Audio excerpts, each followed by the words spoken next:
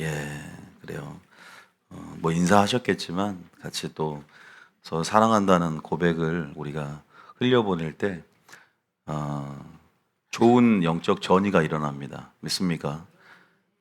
그래서 여러분들이 선한 말을 풀어냄을 통해서 그러니까 말을 풀어낸다는 것은 생명을 풀어내는 거기 때문에 내가 이런 말이 영이요 생명이라고 있잖아요. 우리가 하나님 말씀이 생명이고 이런 선한 말들이 그 사람을 어떻게 보면 살릴 수도 있고 나에게도 유익이 될 수 있다는 사실을 믿으시기 바랍니다. 전이 얘기를 했는데요. 오늘 영적 전이에 관한 설교예요. 제가 일단 칠판에 잠깐 적어놓은 거 하나 해놓고 우리가 사회적인 동물입니다. 인간이라는 것은 동물과 틀리게 상호, 쌍방향 우리가 관계를 맺고 살아가죠.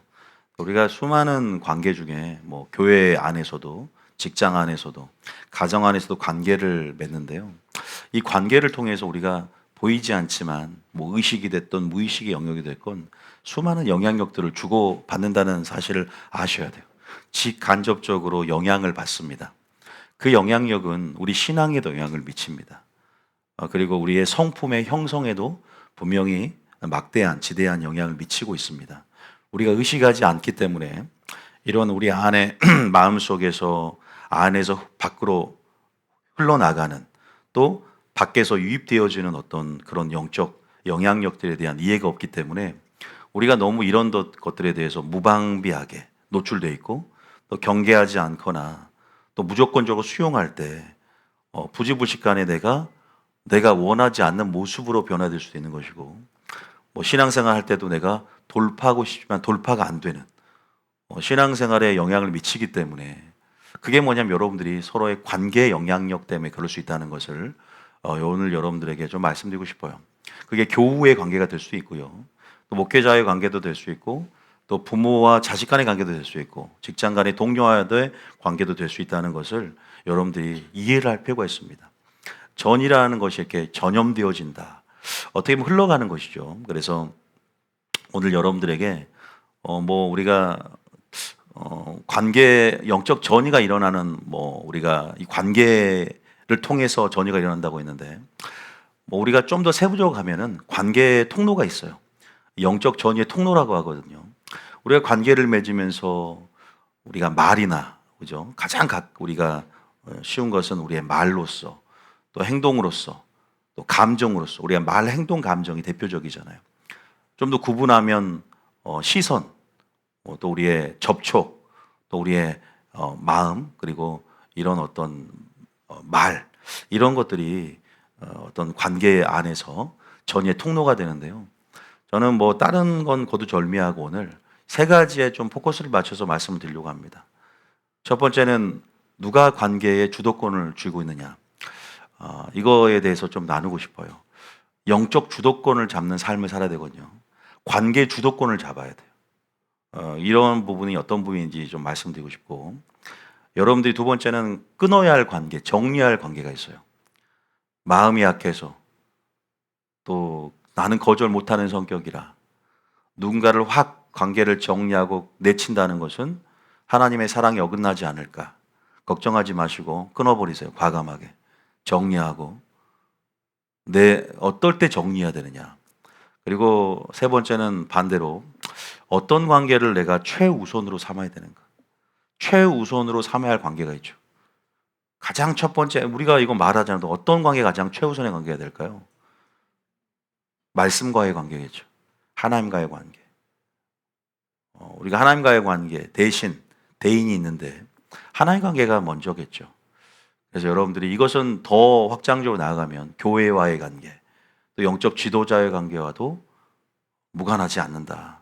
우리가 말씀과의 관계는 말씀을 누구로부터 받느냐로부터 또 영향을 받기 때문에 우리가 살펴야 할 영향은 또 내 영적인 영혼의 위협이 되는가를 살펴야 되잖아요. 내 영혼이 위협받고 있는가, 구원의 심각한 위협을 받고 있는가, 이 부분이 아마 가장 점검해야 될, 가장 우리가 인지해야 될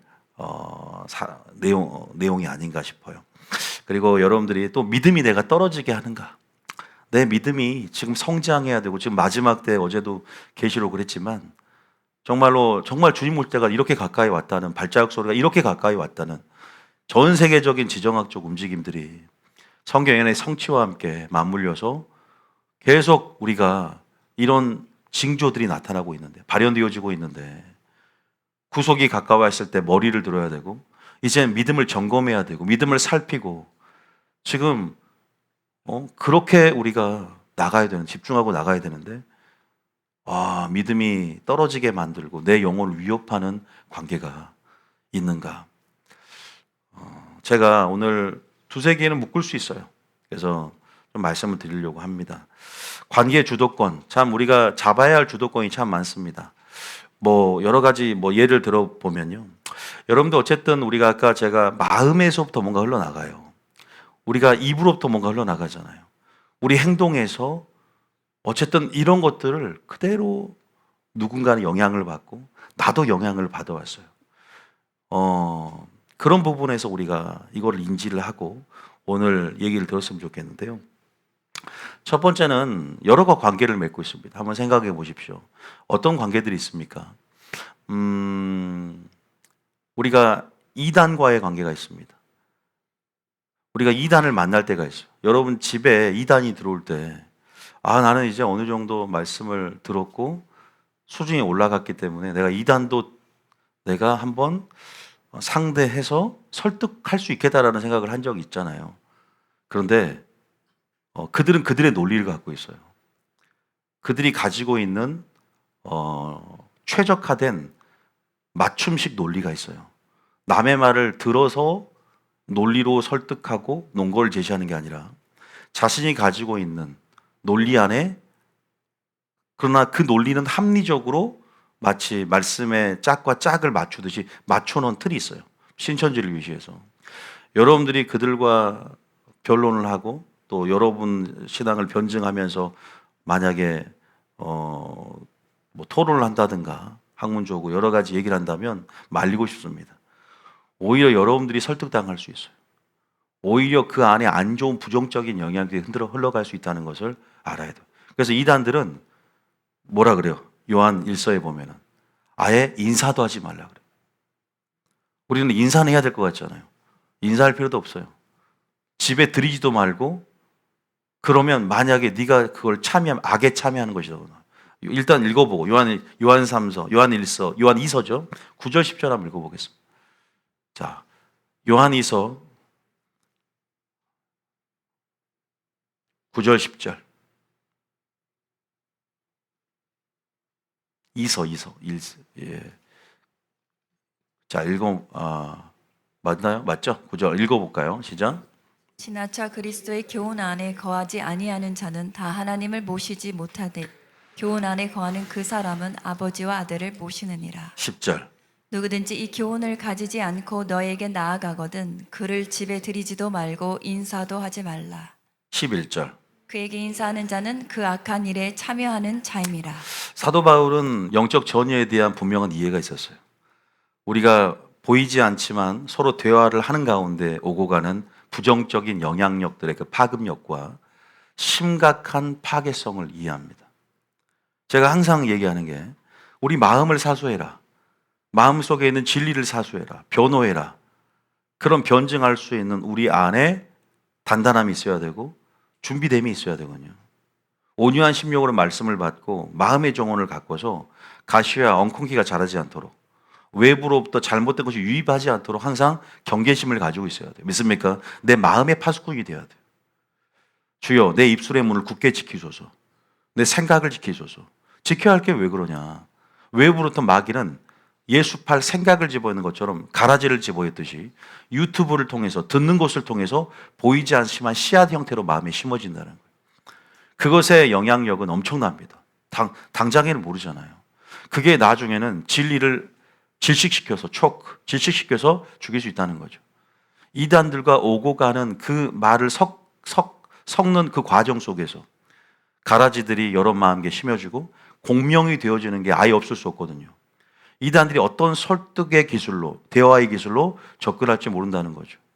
우리가 처음부터 보이는 분명한 이단들은 경계하지만 정통으로 둔갑된, 또 여러 가지 여러분들이 감정 상태가 안 좋을 때 신천지나 이런 어떤 이단들이 신령한 어떤 예언을 어떤 재료로 삼아서 그걸로 해서 미리 정보를 먼저 습득을 하고 여러분 가운데 마치 예언하는 것처럼 풀어놔서 또 물질 공세를 해서 어려운 걸 도와주면 마음에 감정적인 수용력이 일어나요.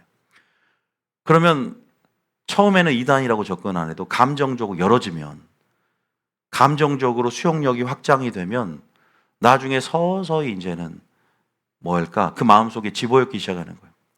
그래서 어려울 때는 친구를 사귀면 안 되고, 어려울 때는 종교를 바꿔서 안 되고, 마음에 시험 들 때 이단들이 접근할 때 빠지기 쉽다는 걸 꼭 기억하셔야 돼요.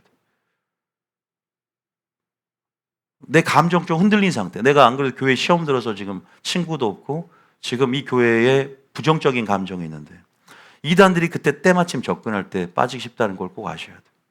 여러분 자신의 마음을 믿지 마세요. 하나님을 의지하고 말씀 의지해야 됩니다. 할렐루야. 인사도 하지 말고 드리지도 않는 것이 사랑인 줄 아세요. 우리가 사랑만 가지고 있는 게 아니잖아요. 여러분 두아디아 교회는 사랑이 풍성했지만 그 관용의 범위가 너무나 확장적이었어요. 예수님께서 설정한 관용, 내가 어디까지 품어줘야 되는가. 근데 이세벨의 영, 고린도 교회는 가늠한 여인을 다 품어줬어요.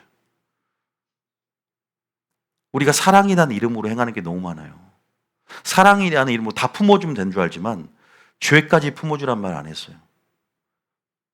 우리가 너무나 어떤 명분, 미명, 우리가 아래, 우리가 그 자신의 합리성을, 자신의 그것을 합리성을, 이게 합리적이라는 걸 변호하는 거죠. 그러나 우리는 하나님 말씀 앞에 하나님 말씀이 무엇인지를 보고 그 사랑과 공의대로 행하는 것이, 그것이 우리의 창조의 목적이고 거의 당연한 사람의 몸인지 믿으시기 바랍니다. 그래서 우리가 기준을 정확히 알아야 되고 하나님 말씀에 무엇이라 기록되어 있고 하나님이 어떻게 액션을 취하라고 하는지에 대한 분명한 분별력과 지침을 우리가 알고 그 기준대로 행해야 되는 거거든요. 사람들은 자신의 지식과 경험, 그 기준이 하나님 사랑보다 내가 또 높아질 때가 많습니다. 그래서 이거 인본주의 사랑으로 내가 하나님 하지 말라고 했는데 내가 이 사랑으로 이 사람을 품어줬구나. 죄도 품어줍니까? 물론 우리가 죄는 미워하되 사람 미워하지 말라는 말이 맞습니다. 그러나 그 사람이 죄를 분명히 인식하고 죄가 떨어지게 만들게끔 때로는 단호하게 채찍질하고 책망하고 권면하면서 그 죄의 심각성에 대해서 분명히 알려주고 그 죄의 심각성에 대해서 경계심을 갖는 것이 사랑인 줄 믿으시기 바랍니다. 제가 여러분을 사랑하지 않아서 사랑한다고 동의에 대한 말씀 다 빼고 다 포용하듯이 은혜에만, 사랑만 전하면 여러분들은 죽습니다. 괴물이 됩니다. 하나님의 공의에 대해서 마음에 찔림이 오고, 은혜라는 것은 찔림을 받을 때 옵니다. 할렐루야. 은혜라는 것은 회개할 때 옵니다. 위로란 것은 애통하는 자에게 복이 있나니 위로를 받을 것이요, 애통할 때 위로가 오는 것입니다. 믿습니까? 오늘 말씀을 통해 찔림이 오고 애통하고 오늘 정말 하나님 마음 안에 깨트려짐이 있고, 이것이 진짜 은혜 받은 것이다. 할렐루야. 우리가 인본주의와 신본주의가 구분이 되어야 돼.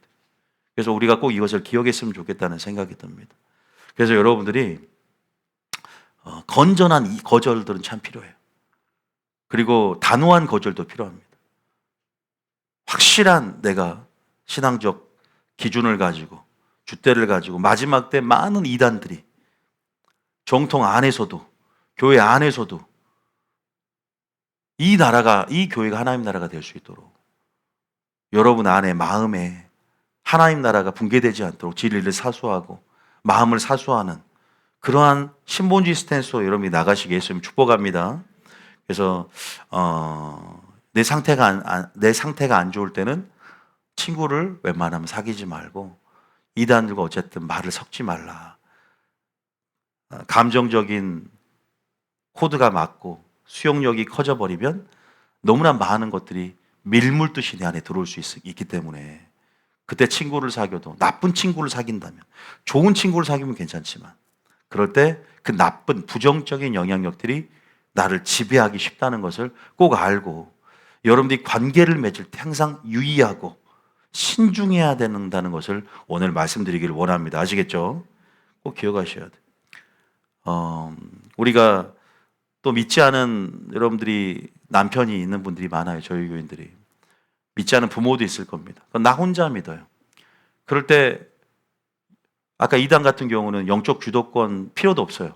그냥 집에 들이지 않고 상대하지 않는 게 좋다 그랬어요. 그런데 이 뭐 부모가 됐던 여러분들이 남편이 됐건 같이 살아야 되고 또 천륜이라 그러잖아요. 우리가 관계를 끊을 수가 없단 말이에요. 그럴 때 내가 믿음의 주도권, 영적인 주도권, 관계 주도권을 가져야 되는 거죠. 항상 영은 강한 것에서 약한 것으로 흐릅니다. 물도 수압이 센 부분에서 약한 부분으로 삼투압 보면 농도가 그죠? 얕은 곳으로 우리가 흘러가듯 높은 곳에서 아래로 흘러가듯 똑같다는 거죠. 흐름이라는 게 있어요. 흐름이라는 게 있습니다. 만약에 여러분들 그래서 우리가 아예 초창기부터 믿지 않은 자 멍에 함께하지 말라는 것이고, 그러나 결혼했을 때 우리가 항상 우리 24시간 영적 주도권을 잡는 게 아니거든요. 우리가 침체하거나 그러면 확 무너질 때, 그럴 때 세속의 영향력이 굉장히 강력히 들어와 버려요. 또 솔로몬 보시면 알잖아요. 우상 숭배를 하게 된 것이 이방 여인과 결혼하게 됨을 통해서 지혜를 받았던 솔로몬조차도 감정적인 전이가 일어나고 수용력이 확장이 돼 버리니 이방 문명이 들어온 것처럼 그죠? 이 세속적인 이 여인들의 뭐까지 들어오면 성격부터 시작해서 그들의 정말 보이지 않는 어떤 안 좋은 혼적 결속까지도 전부 내가 감당해야 할 정도로 다 들어와 버리는 거죠. 그렇게 묶여버리면 믿음 생활이 힘들어져요. 그러니까 항상 오히려 믿지 않는 남편을 상대하고 있는 아내들은 남들보다 더 2배 이상, 3배 이상 불같이 기도하고 더 긴장해야 되는 거예요. 믿습니까?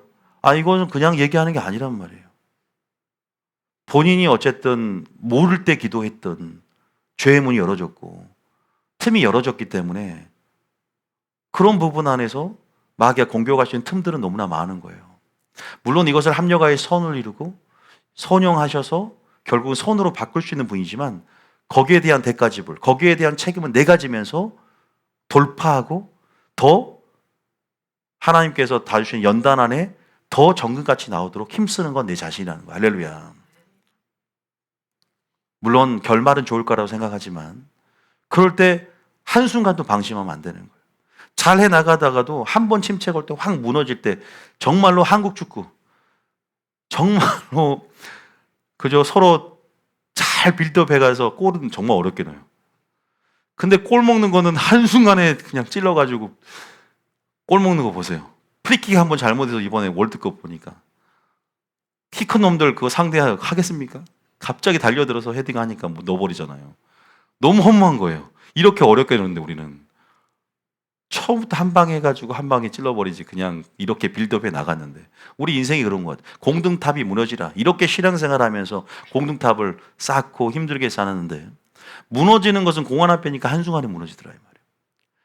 꼭 기억하셔야 돼요. 저도 그러더라고요. 무너지는 건 한순간이다. 감정적으로 무너지든 어쨌든 우리가 여러분들이 저는 지금 다른 영향력을 얘기한 게 아니죠. 영적인 영향력을 얘기하는 거예요.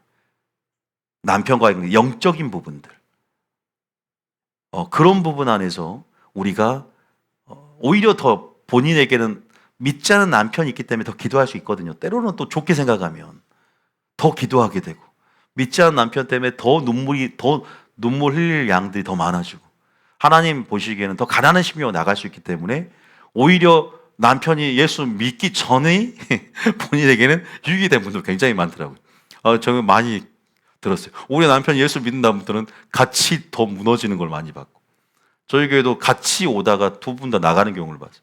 오히려 남편이 안 믿을 때는 더 막 갈망하는 심령으로 간절한 심령으로 더 집중하더니 남편이 오는 순간 분산이 돼버리고 남편 눈치 보고 그렇게 되면서 교회를 떠나는 안 좋은 불상사가 일어나긴 했습니다.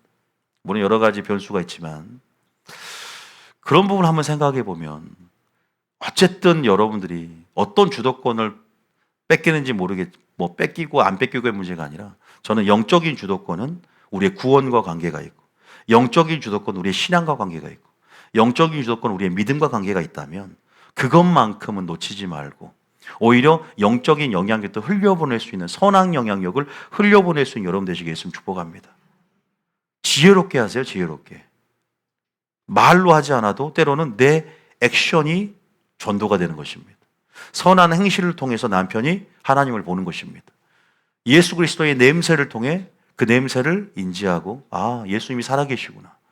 내 향기를 통해서 예수님의 향기를 통해서 그래서 선한 행실을 통해서 남편이 하나님을 알게 되는 말 한마디 하지 않았는데 그렇게 또 접근할 수 있고 근데 그게 다는 아니에요.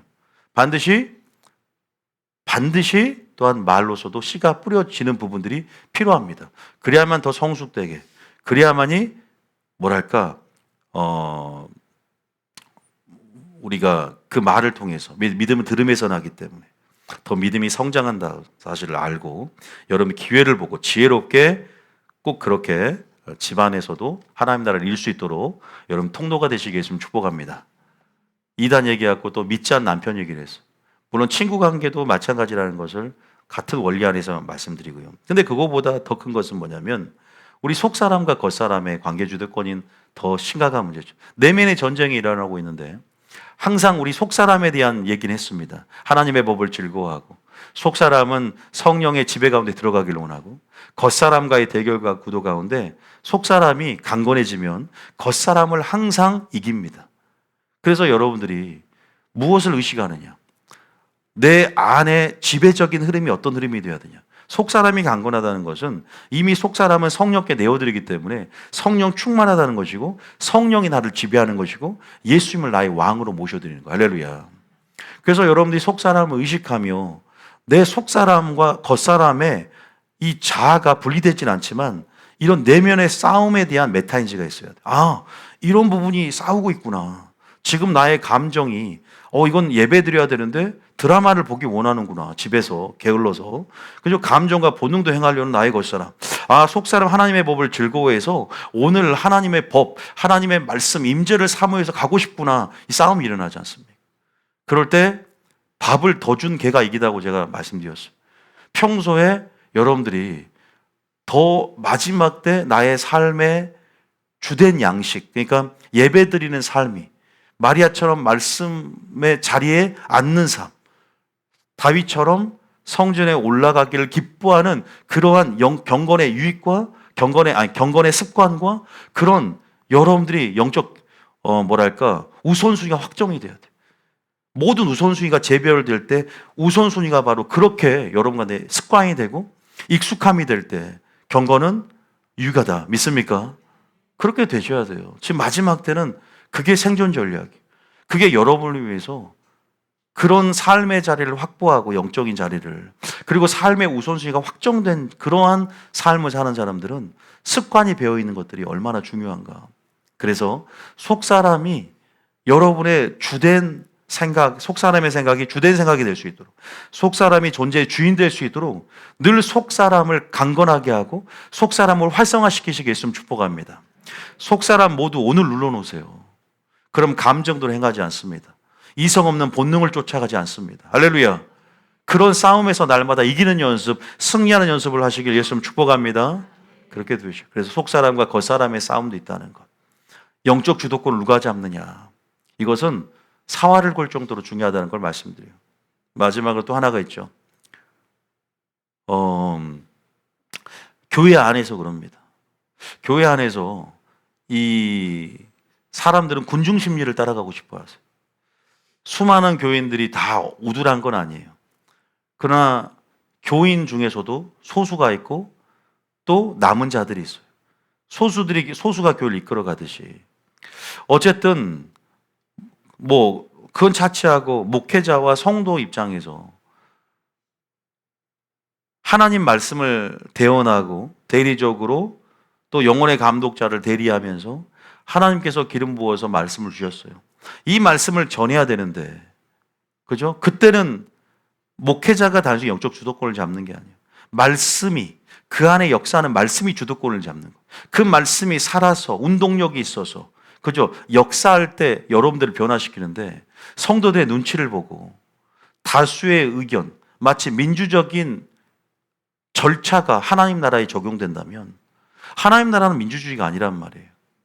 모든 하나님의 일들이 다수결의 원칙으로 정해지는 것도 아니고 성령의 인도하심과 머리 대신 예수님의 논리는 비이성적이고 비합리적일 때가 많잖아요. 깊은 곳에 가서 그물 던지라고 그래요. 이거를 그죠? 기도원이 칼을 준비하는 것이 아니라 여리고성을 점령하는데 칼을 준비하는 것이 아니라 할례를 행하라. 그냥 횃불과 나팔과 빙 하나를 준비할 때 성도들이 따를 수 있겠습니까? 우리의 논리대로 세속적인 방식으로 우리가 정할 수 있는 것도 의결할 수 있는 그런 단체도 아니고 이런 성역이 분명한 구분이 되어지는 하나님 나라가 되는 이 교회에서 누가 주도권을 잡느냐? 오늘날은 성도들이 주도권을 잡아요. 그것이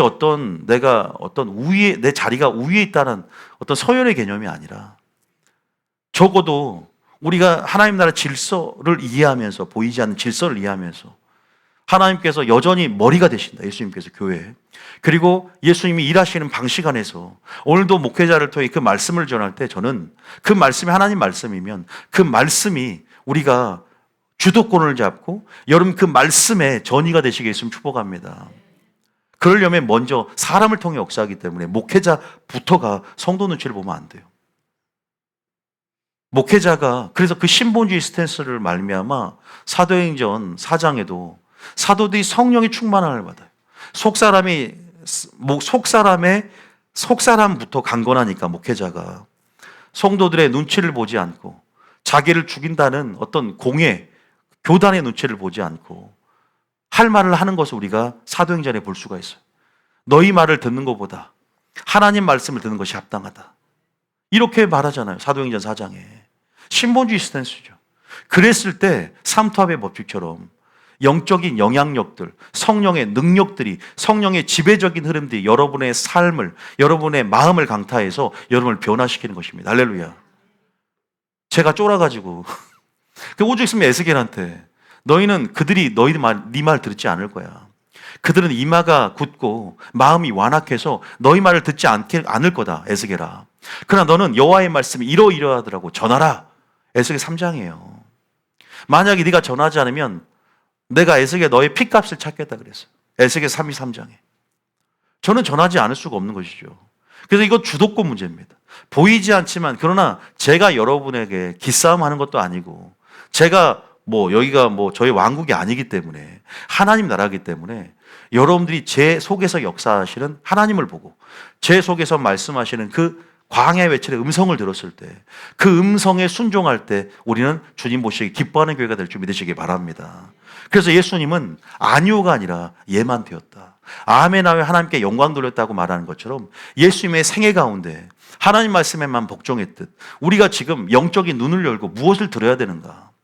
무엇과 하나가 되어야 되는가? 오늘 단순히 김원유라는 사람을 보고 오늘 김원유가 맨 넥타이만 보는 게 아니라 김원유의 목소리 음색이나 성량이나 이런 걸 보는 게 아니라 말투를 보는 게 아니라 왜 쟤는 약간 몸 흔들지? 왜 팔을 이렇게 놓지? 이런 것들 비본질을 보는 게 아니라 그 말을 많이 좀 들은 적이 있어가지고 버릇이 되다 보니까 그러나 오늘 무엇에 집중할 것이냐? 여러분 무엇에 집중할 것이냐? 최우선의 관계, 말씀과의 관계가 돼야 될 줄 믿습니다. 왜냐하면 여러분이 살고 죽는 문제예요. 그분의 말씀이 내 속에 뿌려질 때, 씨앗이 뿌려질 때 내 마음이 거듭나고 부패했던 내 마음이 살아 이제 안에서 소성하기 시작하고 회복되기 시작하고 예수님의 마음처럼 좋은 밭이 되기 시작합니다. 할렐루야. 여러분이 하나님 말씀 안 들어봐요. 절대 변화가 없어요. 기도 필요 없는 거예요. 그거. 믿음은 들음에서 나는 거예요. 들음은 그리스도의 말씀으로 말미암다. 할렐루야. 우리 마음속에 진리의 씨앗이 뿌려져야만 좋은 밭이 된다. 그런 말씀이라는 소스가 필요합니다. 할렐루야. 위로부터 내려오는 말씀이 오늘 하나님의 방식 가운데 계시가 전달되어지는 거란 말이에요. 저를 통해서 전달되어질 때 사람의 말이 아니라 하나님 말씀으로 받을 때 믿는 자 가운데 역사할 줄 믿으시기 바랍니다. 살전 2장 13절 읽어보세요. 살전 2장 13절. 자, 시작. 이러므로 우리가 하나님께 끊임없이 감사함은 너희가 우리에게 들은 바 하나님의 말씀을 받을 때에 사람의 말로 받지 아니하고 하나님의 말씀으로 받음이니 진실로 그러하도다. 이 말씀이 또한 너희 믿는 자 가운데서 역사하느니라. 사도 바울이 하는 얘기입니다. 하나님 말씀으로 받을 때, 그죠? 그리고 여호수아 1장에도요. 마지막 절 한번 봐볼까요? 모세의 리더십이 워낙 강력했는데 여호수아가 바통을 이어받은 다음에 과연 여호수아의 리더십을 이 2세대들이 따라가며 끝까지 가나안 땅을 정복하며 나갈 수 있을까? 리더십이 이렇게 바뀌고 승계될 때는 전 세대, 그죠? 이 원형 이 세대의 어떤 그 리더십이 워낙 강하면요 후임들이 힘들어요. 저의 나중에 이제 후계자가 누가 될지 모르죠. 이제 나중에 이제 나이가 들고. 그러나 카리스마 워낙 강하면 그 후임이 참 힘들잖아요. 근데 이 대형교회 모세 목사 후임은 그러지 않았어요. 여호수아가 훈련을 잘 받았거든. 근데 이제 백성들도 좀 성숙된 자세를 가지고 내가 여호수아도 다른 조건이 하나가 있어. 다른 거 안 봐요. 네 속에서 모세에게 역사했던 그 하나님이 동일하게 있을 때 나 너 복종할게. 여러분들이 저 보는 거 아니에요. 제 속에 역사한 하나님을 본 줄 믿습니다. 저의 단순한 리더십이 아닙니다. 오히려 제가 더 질그릇 것 같을 때 오히려 보배는 제 안에 담긴 보배는 빛난다고 생각합니다. 제가 오히려 질그릇 같기 때문에 제가 오히려 그런 물론 어떤 일정 수준은 올려야 되겠지만 항상 약한 자를 사용하셔서 당신의 강함을 드러내시고 어리석은 자를 통해서 당신의 지혜를 드러내신 분이다. 믿습니까? 저는 그러기 때문에 저를 사용했다고 생각이 들어요. 저는 목회를 할 생각이 전혀 없었던 사람이에요. 오히려 신학생들을 욕했고 저주했던 사람인데 불쌍하다고 생각했는데 정말 그랬단 말이에요. 20대 초중반까지. 세상에서 끝장을 내보자면 그랬던 사람. 뉴질랜드 1년 있었을 때도 그때 저녁하고 제가 바로 뉴질랜드로 가서 그죠? 월드컵 때 2002년 월드컵 때 저녁하고 2003년도에 뉴질랜드로 떠났어요. 떠나자 뉴질랜드로 동해바다. 세상에 한번 세상이 뭔가를 맛봐보자 그렇게 갔던 사람이란 말이에요. 근데 거기서 하나님을 만나잖아요. 제가 죽을 뻔하고 3번 죽을 뻔하고 경찰차 쫓아오면서 막 나를 잡으러 쫓아오고 거기 있는 원주민들이 칼을 들고 나를 쫓아와서 도망가고 별 사건이 다 있었어요. 그런 아직도 기억이 생생하니까 아직도 그게 몇 년 전인데요. 제가 23년 전 그런 사건인데도 아직도 그 도망가는 하나님 나 좀 살려달라고 내가 그렇게 기도했다. 경찰차가 쫓아올 때도 나 좀 살려달라고 기도했어요. 내가 마약 수범인지 알고 쫓아왔다니까. 나 마약도 안 하는데. 하여튼 하나님이 나를 단단히. 근데 뭐 어떠냐면 아버지가 목회자였기 때문에 뉴질랜드로 한 번 왔어요. 어떻게 오셔서 설교를 할 기회가 와서 아버지 설교에 완전히 무너진 거예요. 제가. 왜? 아버지가 믿기만 하면 천국 가는 게 아니라고 말을 하는 거예요. 구원론을 나는 믿기만 하면 천국 간 줄 알았단 말이에요. 근데 성경을 읽어보니까 그런 말이 아닌 거야. 그러니까 제 아버지가 멘토고 아버지가 그때 빛을 비춰줘서 제가 뭐지? 이런 생각이 든 거예요. 그때 어린 마음에 확 들어왔어요. 그래도 세상적인 저의 그것들이 쉽게 수그러지지 않았지만 다시 한국 왔을 때 정신 차린 거예요. 말씀이 나를 변화시켜 나는 그때부터 마음이 커지기 시작하고 나는 누가 말하지도 않았어. 나 목회자 돼야 되겠다. 이렇게 살다가 죽으니까 정신 차린 거예요. 그때부터 안 받던 장학금을 받고 그때부터 정말로 열심히 한 것 같아요. 하나님 앞에 영광 돌린. 여러분, 제가 왜 갑자기 이렇게 3000% 뉴질랜드가 하고 잠깐 18절에 누구든지 당신 명령을 거역하며 아니야 17절에 보세요. 17절에 보세요. 아까 제가 아니고 안에 계신 말씀이라는 거예요. 17절을 보죠. 모세 보세요. 27절 시작. 우리는 범사에 모세에게 순종한 것 같이 당신에게 순종하려니와 오직 당신의 하나님 여호와께서 모세와 함께 계신 것 같이 당신과 함께 계시기를 원하나이다. 이거 원한다는 거예요. 나 김건희 목사 당신 속에 역사하시는 그 말씀 들으러 왔습니다. 할렐루야. 말씀과 여러분들이 조우하시고 말씀 안에서 주님의 영광을 꼭 보시고 그 영광의 아름다움 때문에 발걸음이 이곳으로 인도되어진 여러분 되시겠으면 축복합니다. 저 보면요 실망합니다. 그러니까 저 너무 뚫어지게 쳐다보지 마시고요. 좀 딴 데 보고 있어요. 이렇게 설교 들을 때 그냥 설교만 들었으면 좋겠어요. 18절 읽어볼까요? 시작. 누구든지 당신의 명령을 거역하며 당신의 말씀을 순종하지 아니하는 자는 죽임을 당하리니 오직 강하고 담대하소서.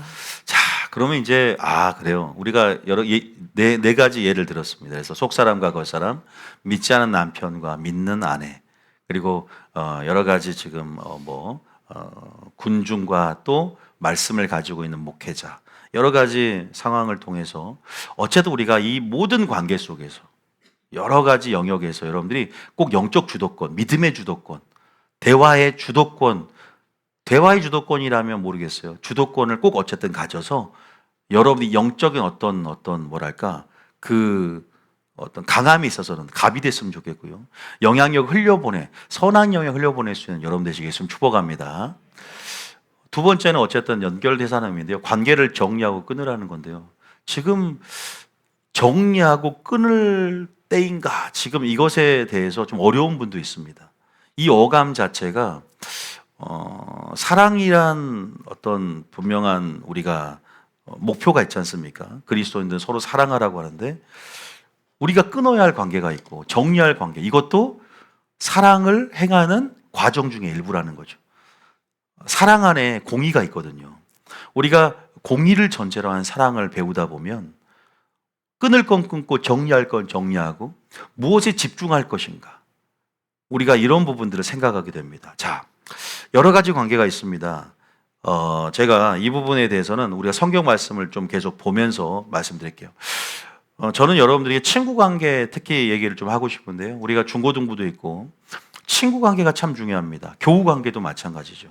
제가 아까 말씀드렸어요. 믿음을 떨어지게 만들고 내 영혼에 심각한 위협, 구원의 위협을 주는 것들은 본인이 알아요. 그래서 굉장히 끊고 정리하는 것엔 지혜로움이 필요하거든요. 여러분 성경을 이따 제가 읽어보겠지만 성경에 보면요, 동사 가운데 그들과 동행하지 말란 말이 나와요. 또 그들과 도무지 사귀지 말란 말이 나옵니다. 믿지 않는 자와 멍해를 함께하지 말란 말이 나와요. 우리가 도무지 인사도 하지 말라는 건 아니에요. 왜냐하면 우리가 교회 안에 교우도 형제와 자매이기 때문에, 그러나 모든 사람이 친할 수는 없는 거예요. 또 우리가 오히려 고린도 교회는요, 어떤 성도와 그 사랑으로 덮어줬다고 사도 바울이 호되게 책망하면서 너희들이 하나님 사랑보다 높아지려고 하느냐, 너희들이 왜 한 사람만 생각하느냐, 남은 누룩이 온 동에 퍼져서 남은 모든 성도들이 오히려 하나님의 공동체가 무너지게 생겼다는 것에 대해서 호되게 야단합니다. 그게 뭐냐면 사랑이란 명분 아래, 우리가 용서라는 명분 아래 정확한 하나님의 기준 가운데 사랑이 먼저를 배우면서 하나님 나라라는 정체성을 유지하고 남은 성도들까지도 보존되어진다, 신앙이. 그런데 우리가 너무 새신자하고 너무 남은 성도 균형이 맞춰져야 되는 거예요. 그래서 교회라는 것이 결국 주인이 사람이 아닌 거예요. 새신자도 아니야. 누가 주인이야? 하나님 말씀이, 이 하나님 나라가 세워지면서 그 안에 하나님 나라라는 이 틀 안에서 우리 모두가 지혜롭게 서로 사랑을 주고받음을 통해서 하나님 나라 안으로 유입을 시켜야 되거든요. 믿습니까? 굉장히 지혜가 필요한 것이죠. 지혜라는 것은 하나님의 사랑과 공의가 오히려 내 신앙의 기준으로 자리 잡을 때 지혜를 발휘할 수 있는 거예요. 사랑으로 이끌고 공의를 이끌 수 있어야죠. 그죠? 우리가 한 사람만 너무 생각할 수 없는 거예요. 왜? 남은 성도들. 그죠? 또 남은 성도들이지만 한 영혼이 천하보다 귀하다는 가치도 있잖아요. 이것을 균형을 맞춰야 되는 거예요. 저도 그런 균형을 맞추는 데 있어서 많은 생각을 합니다. 사도 바울이 참 균형이 있었어요. 그래서 저는 그런 부분 안에서 책망을 들었던 부분, 이세벨의 영을 네가 용납하였다, 사랑이라는 이름으로.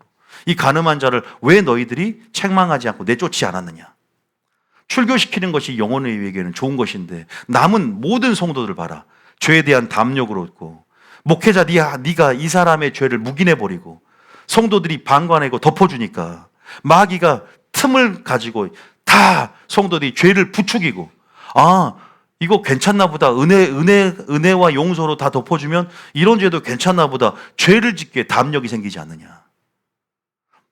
조그마한 누룩이 온 동에 퍼지는 것을 목회자 네가 잘라주고, 이게 죄를 지목해서 그들을 부끄럽게 하며 사람으로 하여금 남은 성도로 하여금 죄를 지으면 저렇게 되는구나, 저러면 안 되겠다라고 부끄럽게 하라는 성도의 말이 있어요. 오늘날 목회자들은 성경적인 가치를 잃어버렸어요.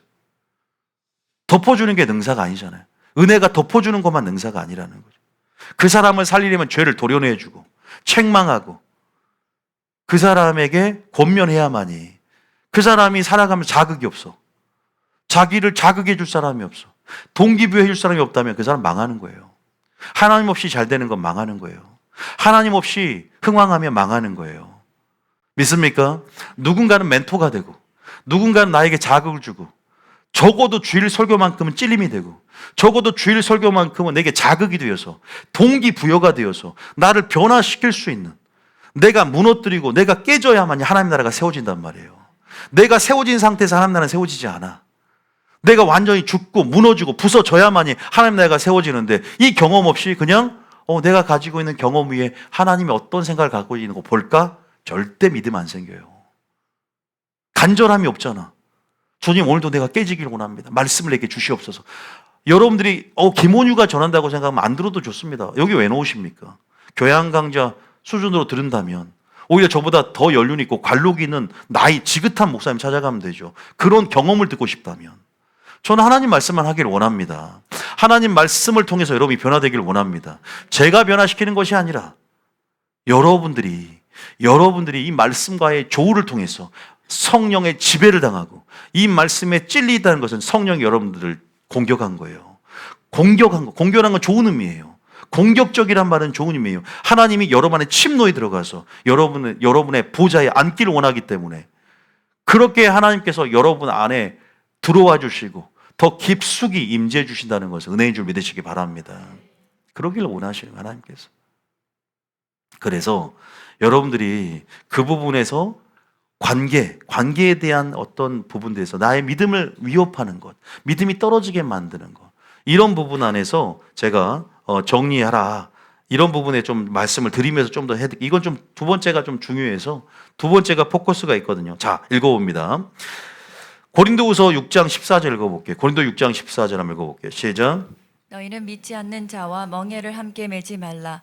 의와 불법이 어찌 함께하며 빛과 어둠이 어찌 사귀며. 자, 믿지 않는 자 멍에를 함께 하지 말라, 제가 동행하지 말라, 사귀지 말라, 이런 단어들이, 이런 수로들이 있다는 것에 대해서 좀 더 읽어드릴게요. 자, 15절까지 읽어봅니다. 시작. 그리스도와 베리알이 어찌 조화되며 믿는 자와 믿지 않는 자가 어찌 상관하며. 자, 우리가 이런 얘기할 때 결혼 얘기를 참 많이 합니다.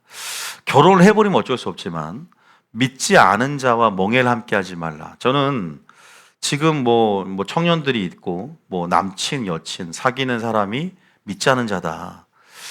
그럴 때는 과감하게 빨리 정리하라고 말하고 싶습니다. 지금 이 설교를 듣고 고민하고 있는 청년도 있을 수 있는 거고, 부모를 정리하라는 게 아니라 또 부부관계를 정리하라는 게 아니에요. 아직 결혼 전에 내가 꼭 믿음 안에서 어떤 사람 그러죠. 이 사람 전도하면 돼, 이렇게 말할 사람이 있어요. 내가 이 사람을 전도하는 마음으로, 근데요, 본인의 속마음은 하나님만 알고 계세요. 이 사람이 사랑이란 분명한 어떤 본인의 감정적인 어떤 이기적인 사랑의 욕심의 발로일 수 있고, 그 표현은 그 저희를 보면 본인이 지금 감정적으로 전이가 일어나서 이런 분별력을 상실한 상태야. 그러면서 전도라는 어떤 명분을 갖고 가는 거야. 아니에요. 제가 봤을 때는요, 정말로 좋습니다. 그러나 내가 스스로가 선택해야 할 부분이기 때문에, 그러나 믿음이 떨어진다. 그리고 성경 말씀에는 믿지 않은 자와 멍에를 함께 하지 말란 말이 분명히 명시적으로 돼 있단 말이에요.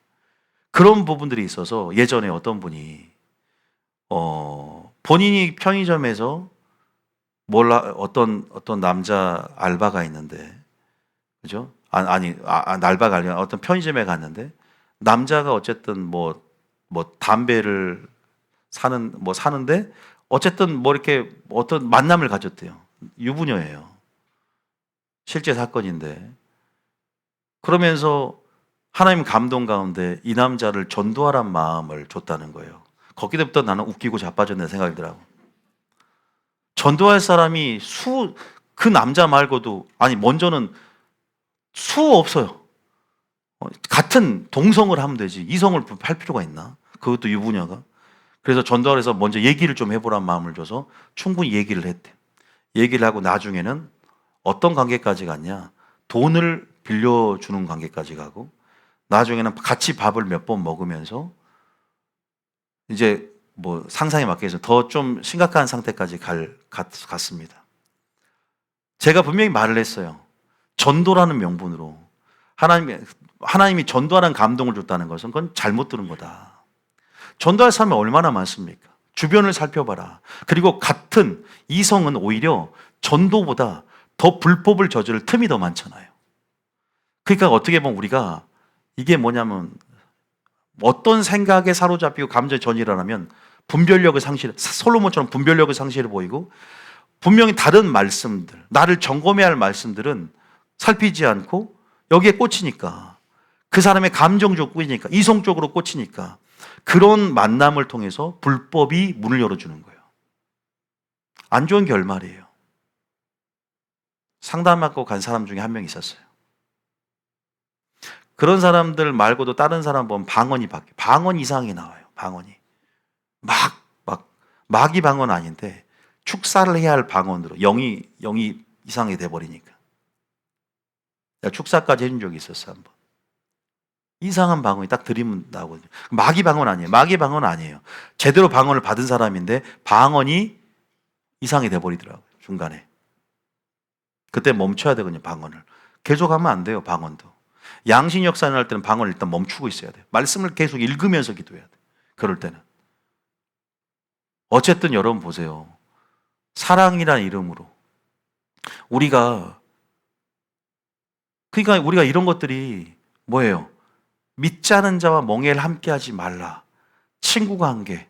지금 우리가 아까 그 사람도 빨리 끊었을 거예요 아마. 끊었을 거예요. 제가 권면을 했거든요. 만나지도 말고 남편과의 관계 빨리 회복하라 그랬어요. 끊어라. 전도할 생각하지 말고 그 사람 전도 안 해도 되니까 차라리 기도만 해주든지 그 영혼을 위해서 집에서 차라리 기도만 해주는 거지. 만약에 감동을 받았다 그러면 그냥 만나지 말고 기도만 해주면 된다. 다른 사람이 할 수 있도록 해라. 동성이 할 수 있도록 차라리 자리를 마련해 주든지. 당신과 엮이지 마라. 이런 얘기를 해준 적이 있어요. 어쨌든 더 이게 확장적으로 어쨌든 그런 혹시 이성이 있다면 고민을 많이 털어놔요. 보통은 보면 이제 요새는 혼전 성관계가 유행이고 너무 유행처럼 둘이 여행을 가고 그러잖아요. 제주도 여행을 가고 아무렇지도 않잖아요. 요새는 그런 시대잖아요. 근데 성경에는 분명히 하는 말들이 있고 성경에는 분명히 하나님이 정하는 법이 있고 그런데 남친이 요구를 하고 그러면 아무리 믿는 자매들도 결국은 또 넘어간다는 그런 우리가 얘기를 많이 들었을 겁니다. 여러분들이 그런 상담을 보면. 그럴 땐 어떻게 해야 될까? 과감하게 정말로 그 사람이 나를 사랑한다면 이라는 이제 그런 명제가 붙죠. 이제 조건이 붙죠. 그 사람이 정말 나를 사랑한다면. 여러 가지 이제 결혼 전에 그렇게 못한다면 결혼 후에 이런 마음이 들죠. 이미 물고기를 잡았다라는 그런 얘기 있잖아요. 그렇게 정성을 들이면서 결혼하면 이제 내 여자가 될 때는 교회 결혼하면 다닐게. 결혼하고 난 다음에 절대 안 다닙니다. 약속을 미리 하지만 결혼 후에는 사람이 화장실 들어갈 때 마음과 나올 때 마음이 같아야 틀려요. 완전히 틀려지잖아요. 여러분들이 한두 번 속은 게 아니지 않습니까? 아마 그렇게 죄송하지만 결혼하신 분도 있을 수 있고 그래서 그런 부분들을 여러 가지 봤을 때 지금 마지막 때입니다. 오히려 마지막 때는 주님께서 믿는 자와 믿지 않은 자의 구분, 중간지대가 사라지고 신부와 음녀의 구분이 확실해지듯이 마지막 때는 거룩한 자는 거룩한 길이, 더러운 자는 더러운 자길. 지금 전도 되던가요? 전도가 결코 쉽지 않습니다. 그래서 노방전도보다는 요새는 전략적으로 SNS라든지 유튜브를 전달하든지 지금은 관계전도를 통해서도 지금 전략적으로 접근할 필요가 있는 거예요. 여러분 그런 부분 안에서 지금 이미 사람들의 마음이 완화해지고 이미 어느 정도의 복음에 대한 지식은 충만하기 때문에 여러분 예수 믿으세요 해도 예수에 대해서 모르는 게 아니에요. 더 잘 알아요. 그러나 그런 부분 안에서 지금 포화 상태처럼 마치 마지막 때는 근데 이게 마지막 때가 되면 된다고, 그렇게 된다 그랬어요. 그게 어디냐? 계시록 22장 1절 읽어볼까요? 잠깐 읽어볼게요. 마지막 때 어떤 일이 일어나냐? 지금 계시록이잖아요. 22장 1절 읽어볼까요? 자, 읽어봅니다. 11절에 시작. 불의를 행하는 자는 그대로 불의를 행하고, 더러운 자는 그대로 더럽고, 의로운 자는 그대로 의를 행하고, 거룩한 자는 그대로 거룩하게 하라. 보세요. 더러운 자는 그대로 더럽고, 이거 마지막 때는요, 여러분들이, 저도 그래서 잃어버린 양들을 찾으러 왔고, 오히려 신부들을, 졸며 자는 신부들을 깨우고 그들을 살리러 온 거라거든요. 저도 그래서 저의 부르심은 물론 초신자를 향해서 아볼로처럼, 아니 사도 바울처럼 물을 주고 심고, 아볼로처럼 물을 주는 사역이 있잖아요. 자라나게 하면 하나님인데, 각각의 사역자들이 그 부르심과 특화된 영역이 있잖아요. 저도 어떻게 보면 마지막 때 거두는 사역이거든요. 그래서 좀 더 성도들을 깨우치고 그 부르심 가운데 영적 구대로 준비시키는 사역이란 말이에요. 초신자 사역보다는. 그래서 저도 초신자는 오히려 제가 뭐 등록을 강요합니까? 아니, 저는 하나님의 부르심 안에서 저는 저에게 맡겨진 양들이 있다고 믿고 큰 욕심을 가지고 싶지 않습니다. 오히려 제 친구도 있는데 친구 교회로 또 보내줄 수도 있어요. 그러나 본인이 선택하는 거죠. 제가 하나님 나라에 대한 욕심, 그리고 내가 맡겨진 양들을 질적으로 최고로 올리고 싶은 마음은 있는 것이죠. 여러분들이 하나님 나라 안에서 하나님의 동역자로 설 수 있도록. 그래서 마지막 때 여러분들이 좀 우리가 마지막 때의 영적 흐름들, 그 예언이 성취되는 마지막 때 이런 영적인 그 시대의 특성을 이해해야 돼요. 노아의 때입니다. 지금 롯의 때예요. 다 시집가고 먹고 마시고 시집가고 장가들며 자기 중심적인 그런 성향이 굉장히 강합니다. 말세 고통하는 때가 이르니 자기를 사랑하고 돈을 사랑하고 쾌락을 사랑하는 이 마지막 때, 이것이 교회 안에 일어난다 그랬단 말이에요. 교회 안에서는 자기 사욕을 쫓을 그런, 바른 말에서 떠나서 그런 스승을 쫓는 그런 인본주의적인 교양 강좌 수준의 설교를 듣는, 부드러운 설교를 듣는 마지막 때란 말입니다. 저처럼 그냥 이렇게 원색적이고 하나님 말씀 바탕으로 해서 전하는 것은 대중적이지 않기 때문에 인기가 없어요. 찾는 자가 소수입니다. 왜? 찾는 자가 적을 것이라 그랬거든. 좁은 길, 좁은 문으로 들어가는 자가 적다는 것은 말씀 또한 구원의 생명에 이르는, 구원에 이르는 말씀을 듣는 자가 적다는 것이죠. 찾는 자가 적기 때문에 저는 부흥에 대한 것들에 대한 좀 회의적이지만 질적으로는, 상대적으로는 있는 성도들이 정말 하나님의 놀라운 임재와 부흥을 맛볼 거라는 확신이 있습니다. 할렐루야. 여러분들이 그 주인공이 될 줄 믿습니다. 여러분들도 지금은 내 자신의 마음에 좀 주목해야 돼요. 나부터가 지금 하나님의 온전한 성전도 준비가 안 돼 있는데 누구를 전도하고 누구를 인도할 겁니까? 나부터가 되게 될 거 아니에요. 내가 참된 예배자가 되고 내가 하나님 앞에 담대함이 있어야 될 거 아닙니까? 사도 바울도 오죽했으면 내가 내 몸을 쳐서 복종시키면 내가 전도한 후에 버림받을까 두려워했다잖아. 오히려 전도한 후에 버림받을까 두려워했다고, 사도 바울은. 왜? 그래서 자기 몸을 치는 예배자로서의 삶을 사는 게 먼저구나. 내 자신을 준비해야 되는구나. 내 자신부터가 제대로 하나님 앞에 담대함 가운데 서서 구원에 있어서 전도가 구원을 주는 게 아니란 말이에요. 여러분의 삶 가운데 예배자가 되는 거. 할렐루야. 사랑과 공의의 균형을 갖추고 말씀을 들음을 통해서 무너지지 않는 집이 되어야 될 줄 믿으시기 바랍니다. 하우스 온더 락 영원하지 않겠습니다. 여러분들 시험 드니까. 여기 나오지 않습니까? 그래서 고향과 친척과 아비 집을 뭐라 그랬어요? 떠나라는 거예요. 물들지 말라는 거예요. 우상숭배, 물론 그 아버지 데라, 그 고향과 친척과 아비 집을 떠나서 내게 지시할 땅, 하나님의 임재가 있는, 말씀에 있는 땅, 교회로 거하라는 거. 할렐루야. 주님 말씀하신단 말이에요. 떠나라고. 너희는 이 세대를 본받지 말라고 그래요. 이 세대를 본받으면 하나님의 선하시고 온전하고 기뻐하는 뜻을 알 수 없기 때문에 무엇을 본받아요? 사도 바울을 본받고 하나님 말씀을 본받고 예수님을 본받아야 될 줄 믿으시기 바랍니다. 무엇을 바라보느냐, 무엇을 닮아가느냐를 결정합니다. 할렐루야. 그래서 여러분들이 교회 선택도 중요하고 어떤 말씀을 지속적으로 듣느냐, 그 말씀이, 그 말씀 안에 감정이 열어지고 영이 열어지면 믿음이 들어오고. 왜? 주님의 성품이 전이 되니까. 할렐루야. 말씀을 통해서, 포도나무를 통해서 주님의 성품이 전이가 됩니다. 성품이 흘러옵니다. 할렐루야. 지금도 말씀을 통해 성품이 흘러가고 있는 거예요. 믿습니까? 하나님의 형상이 여러분 속에 이루어질 수 있도록 능력이 흘러가고 있습니다. 할렐루야. 말씀을 사모함으로 감정을 열고 좋은 마음으로 온유한 심령으로 그 말씀을 받기를 했으면 축복합니다. 여러분, 이 세대를 본받지 말라.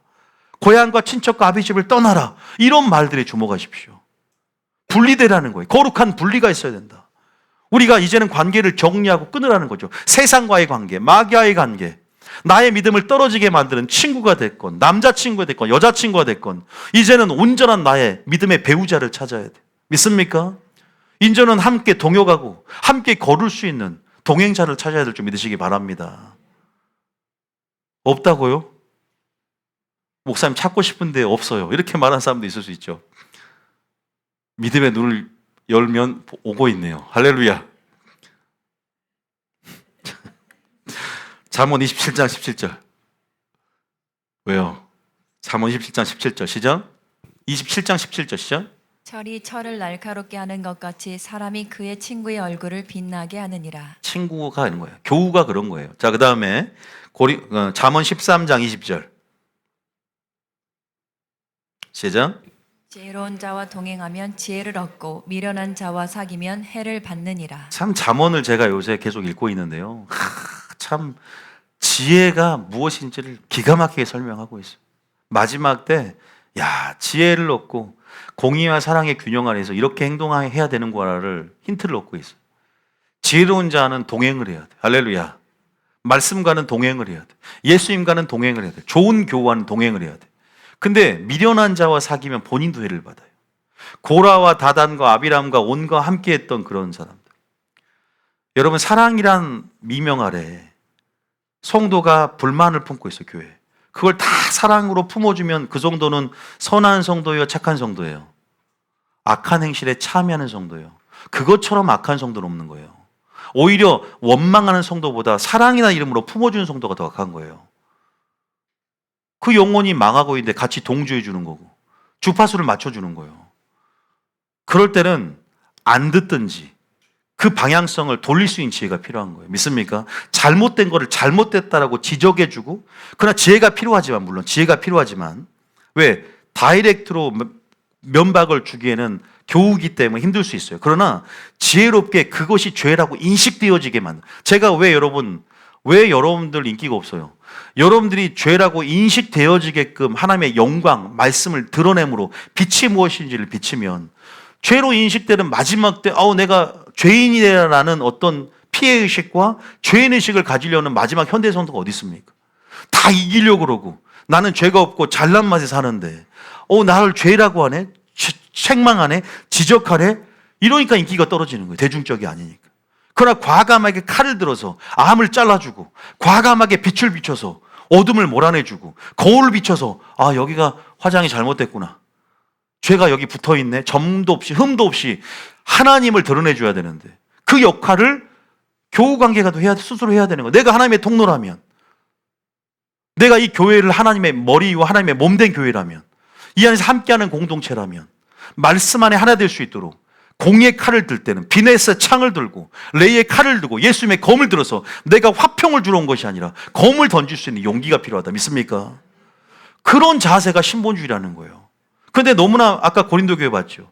사랑이란 이름으로, 사랑이란 미명 아래 우리가 너무 취하는 액션들이 인본주의적이고 너무 사람을 위한 것이고 나의 기질대로 가는 거예요. 나의 기질보다 중요한 것은 예수님을 닮아가는 거예요. 믿습니까? 노력하고 연습해 가는 거 아닌가요? 저도 예전엔 거절 잘 못했거든요. 사람이 변하더라고요. 왜? 하나님 말씀이 기준되니까 MBTI가 완전히 변하더라고요. 하나님 말씀대로 살다 보니까 계획적이 좀 되고 하나님 말씀대로 하니까 F도 있고 T도 있고 다 반반씩 되는 거야. 이게 훈련을 통해 되는구나. 여러분, 먼저는 내 자신이 바뀌려는 의지가 있어야 돼요. 의지가 있어야 돼요. 저는 성경 읽으면서 꽤 너무 많아요.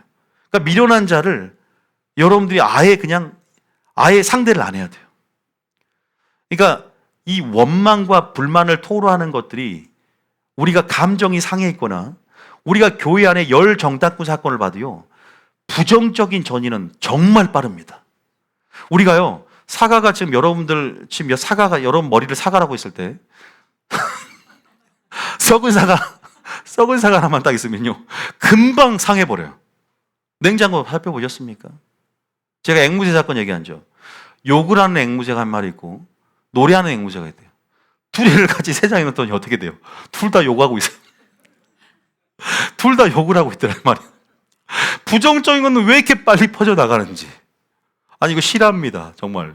앵무새가, 욕을 하는 앵무새가 있고 놀이를 하는 앵무새인데, 이 부정적인 건 금방금방. 그러니까 우리가 카페 같은 데 가면은 남을 칭찬하는 소리가 많아요. 뒷담화하는 소리가 많아요.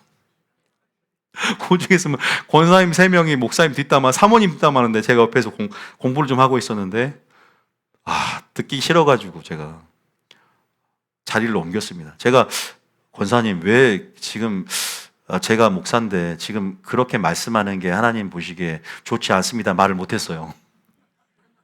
아무 말도 못하고 그냥 어쨌든 그 자리를 저는 피했는데, 말했다고 하는 게 아니라 오히려 참여하고, 보세요. 들으면 어떤 일이 아니냐, 내 속에 관점이 생겨요. 내 마음에 흘러들어오는 모이 생기고 상처가 생겨요. 그러니까 차라리 내가 안 들었으면, 내가 그것을 안 받았으면 되는데. 그래서 원망하는 소리는 우리가 어렸을 때 저도 전화도 받지 말라고 그러죠. 왜? 악에 참여하는 꼴이 된다.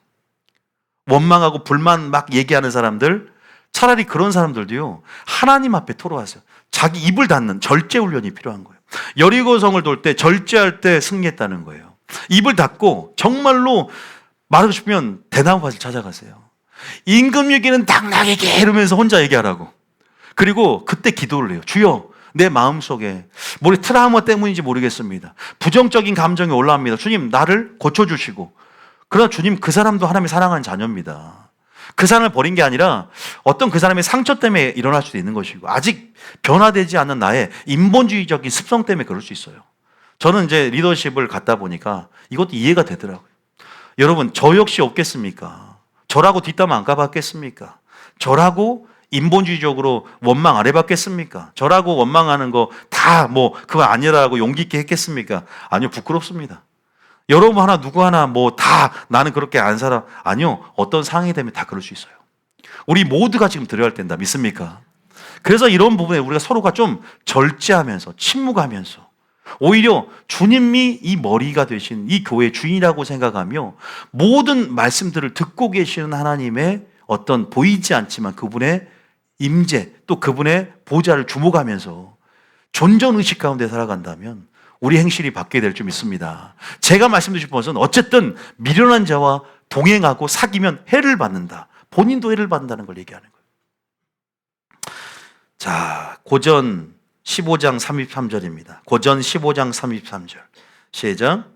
속지 말라. 악한 동무들은 선한 행실을 더럽히나니. 자, 보세요. 그러니까 아까 썩은 사과 하나가 이렇게 무섭습니다. 잠언 22장 24절입니다. 잠언 22장 24절. 시작.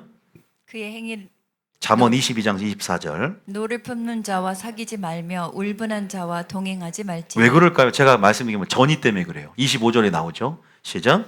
그의 행위를 본받아 내 영혼을 올무에 빠뜨릴까 두려움이니라. 오늘 제가 말한 주제일 수도 있어요. 보세요. 노를 행하는 자와 사귀지 말고 울분한 자와 우리가 이런 자를 안 만날 수는 없잖아요. 근데 사귀고 동행한다는 건요, 친하게 지내고 멍해를 함께 한다는 것은 거의 방향성이 같이 뭔가, 친구는 닮아가자. 유유상종처럼 철이 철을 날카롭게 하듯이 보이지 않지만 내면 속에 그 사람의 영향이 다 주고받아요.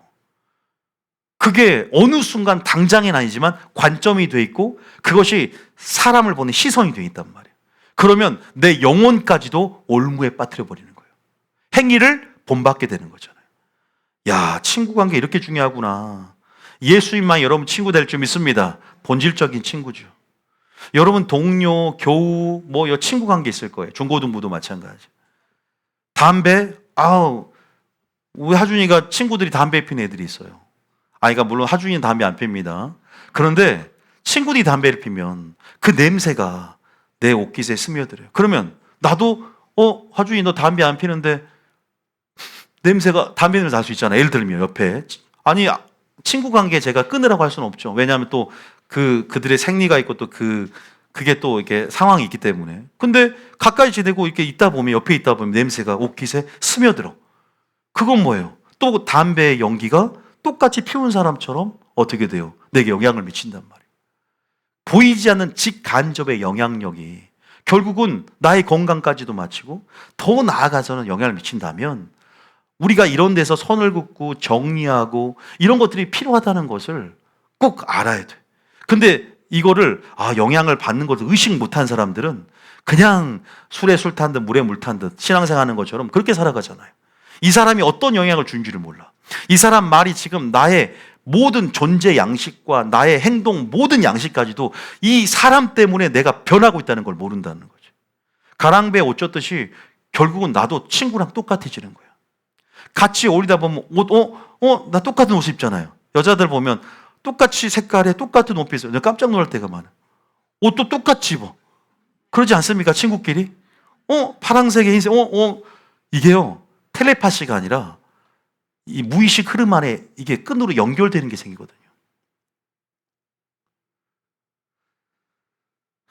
주여, 저랑 같이 다니실 분. 외모도 닮아간답니다. 아무튼 여러분, 우린 다행히 저희 교인들은 막 특출나게 모나거나 영적으로 다 너무 좋으신 분들이 많고 닮아고 싶은 분들이 많아서 참 다행입니다. 저는요, 귀한 성도들을 얻는 것도 참 복이라는 생각이 들어요. 여러분, 다른 교회 가봤습니까? 얼마나 특출나는 성도들도 많고 참 문제가 끊이지 않잖아. 두저지 게임이야. 여기 막으면 여기 치고 그냥. 그런데 참 하나님께 감사는 합니다. 우리 성도는 기본적인 베이스 자체가 순종의 기조 가지고 들어오려고 하고, 물론 실수할 수도 있고 하지만 그래도 참 말씀의 토양이 잘 이렇게 연단되어지고 이렇게 목표의식이 확실하다 보니까 그건 하나님께 감사한 거예요. 잘 순종적이고. 여러분, 어쨌든 이런 경고를 분명히 우리가 무시할 수 없다. 자, 시편 1편 1절입니다. 시편 1편 1절. 자, 보세요. 시작. 복 있는 사람은 악인들의 꾀를 따르지 아니하며 죄인들의 길에 서지 아니하며 오만한 자들의 자리에 앉지 아니하고. 따르지도 말고 길에 서지도 말고 자리에 앉지도 말아라 나오잖아요. 우리가 사락으로 덮어주라는 게 아니잖아. 여러분 봤을 때 악인들, 죄인들, 오만한 자, 이게 함께하지 말라는 거예요. 사귀지 말라는 거예요. 그런 자를 선을 그어야 돼요. 우리는 지금 거룩한 자는 거룩한 자끼라는 말이 있죠. 우리가 그게 어떤 의미인지를 봐야 된다. 내가 어떤 영향력을 받을 수 있는가.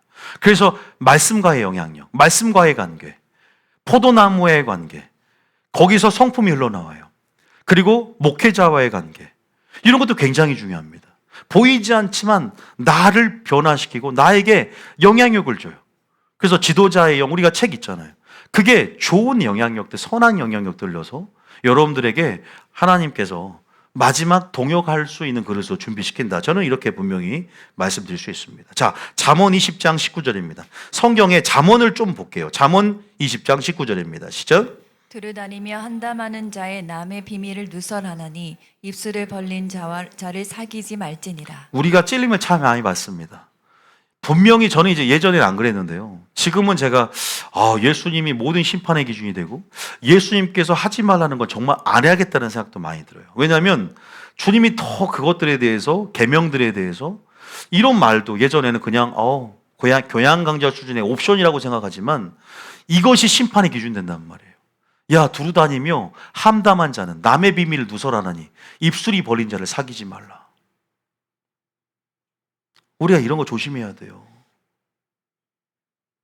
여러분, 참 우리의 입술이 바로 소금의 역할이구나. 우리가 소금과 빛이 되나고 있는데 하나님 나라 안에서 내가 선한 말, 내가 생명을 풀어놓을 수 입술이 되길 원하는구나. 내가 예수님의 언어처럼 언어를 통해서 전이가 일어난다면 예수님께서 이것이 하나의 전도구나. 일상에서의 보이지 않지만 우리가 이런 것들이 우리 삶 가운데 주님을 전도하는 행위다. 할렐루야. 여러분 믿으시길 바랍니다. 경계하셔야 돼요. 그리고 우리가 몇 개 더 보겠습니다. 자, 고전 5장 9절 10절 11절 읽어볼게요. 자, 고전 5장 9절 시작.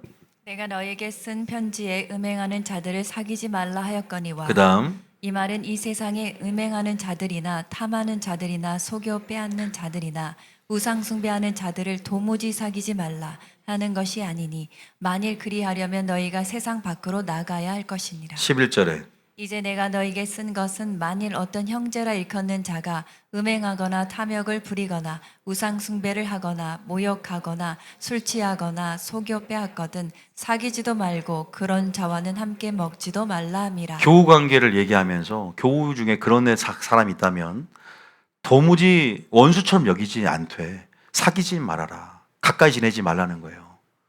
왜? 그런 부분에 영적 전이가 올 수도 있다. 너희들이 도무지 사귀지 말라는 것이 아니야. 그럼 세상 밖으로나 교회 다니지 말할 거 아니냐라고 말하면서 여러분 이게 무엇인지 사도 바울의 저희를 생각해야 돼. 깊은 내막을 봐야 돼. 의도를 봐야 된다고요. 사도 바울은 누구보다 관계 안에서 흘러나오고 흘러들어온 영적 전이 이런 것들에 대한 위험성을 사도 바울은 구약에 능합니다.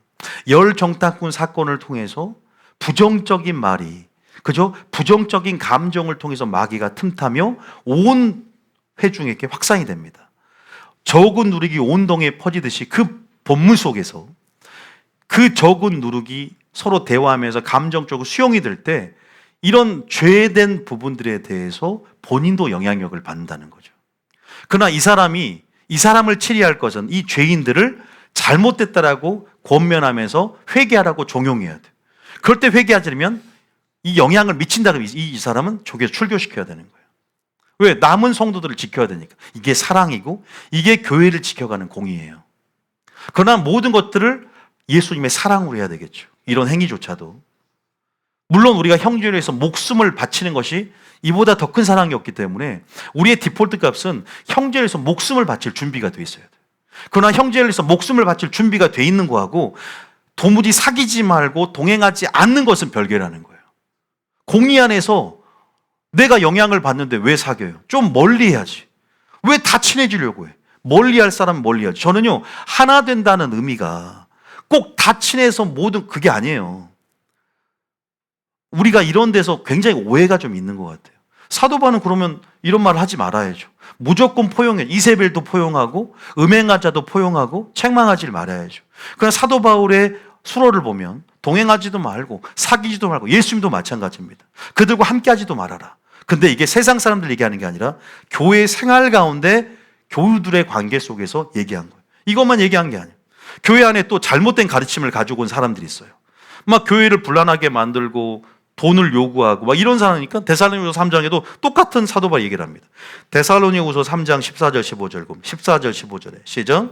누가 이 편지에 한 우리말에 순종하지 아니하거든 그 사람을 지목하여 사귀지 말고 그로 하여금 부끄럽게 하라. 사귀지 말고 잘못됐다라고 부끄럽게 하라는 거예요. 그러면서 뭐라고 하냐고 15절에. 그러나 뭐같이 생각하지 말고 원수는 아니잖아요. 그 사람이. 나의 믿음을 떨어뜨리게 만들고 교회를 분탕질할 할 수는 있지만 원수는 아니야. 왜? 아직은 주님의 자녀야. 그렇기 때문에 회개할 수 있는 기회를 줘서 책망은 하고 치리가 있어야 되는 거죠.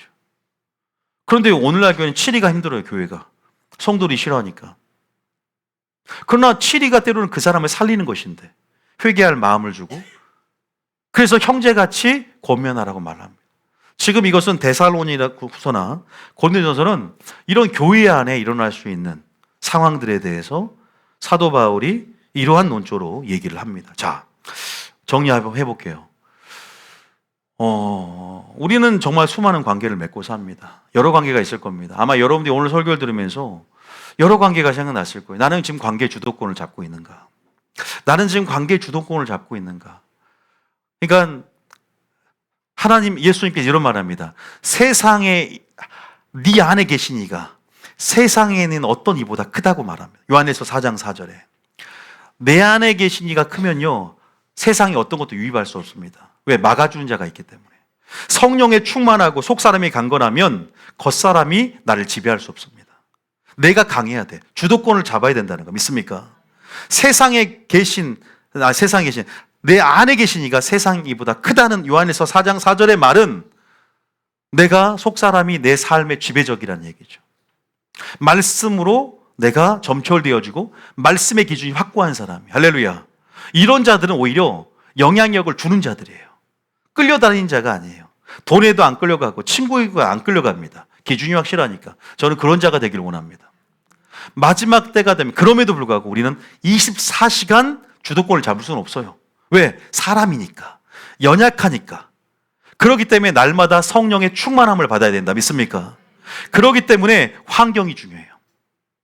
왜? 24시간 중에 1시간만이라도 침체가 올 때는 환경적으로 부정적인 말을 하는 친구가 있다. 이단을 만난다. 믿지 않은 남편의 영향력이 너무 강하다. 그러면 금방 내가 그죠?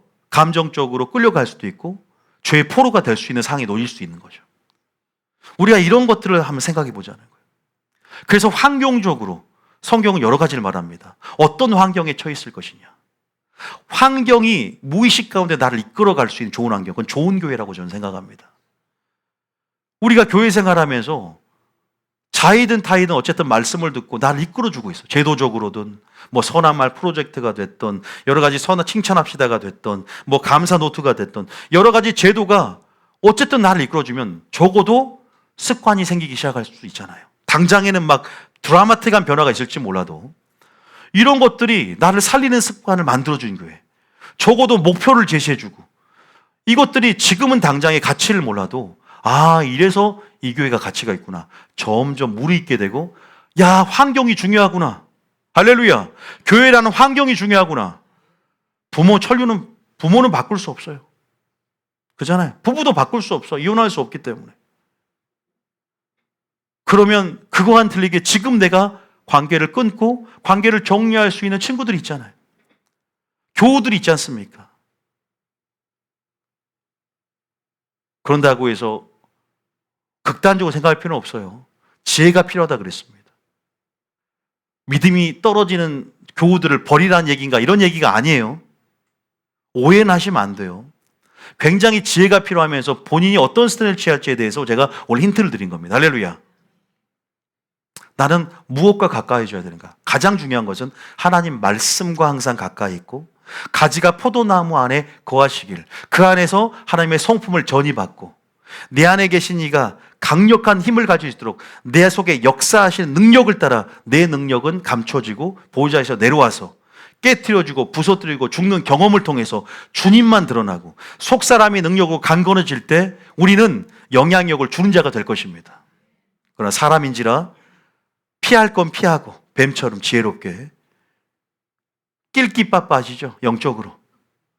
그렇게 해서 여러분들이 마지막 생존하시고 주님 오실 때까지 점도 없고 흠도 없고 평강 가운데 나타나게 힘쓰는 여러분 되시길 예수님 축복합니다. 중고등부도 마찬가지예요. 친구들 지금 좋은 친구 그죠? 분명히 담배 냄새는 깃들어요. 영향력을 받습니다. 내가 담배를 안 피워도 우리가 좋은 친구들은 철이 날카라고 하듯 친구를 보면 그 사람 알 수 있다 그러잖아요. 우리가 친구는 예수님이 진짜 우리의 좋은 친구고 나의 롤모델은 친구가 아니라 바로 예수님이 돼야 된다. 성경에 차라리 인물들이 돼야 된다. 그러면서 우리 중고등부들이 믿음을 키워가고 그래서 가장 좋은 환경에서 좋은 영향력을 받으면서 무럭무럭 영적으로 잘 자라가는 성도 되시게 예수님 축복합니다. 찬양 들어주세요.